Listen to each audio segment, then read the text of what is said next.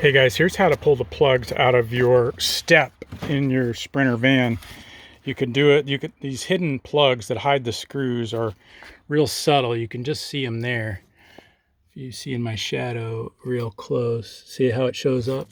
Okay, so I pulled a couple of these. I was wondering how to do it. People were drilling them out and stuff, but I didn't really want to do that. So watch this. If you get a sharp edge, it was amazing how easy it came out. I just picked it from the front and they shot out the back. See that? So pick it from the front. I'll put one back in. Might want to keep track of where they go, but watch just pick it from the front and it slid right out. So I got all three out like instantly.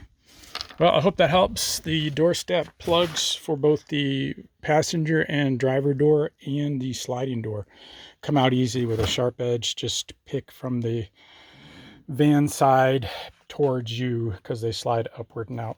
Talk to you later. Appreciate any likes and subscribes. You'll see my other Sprinter tricks and fixes in my folder of videos. Thanks.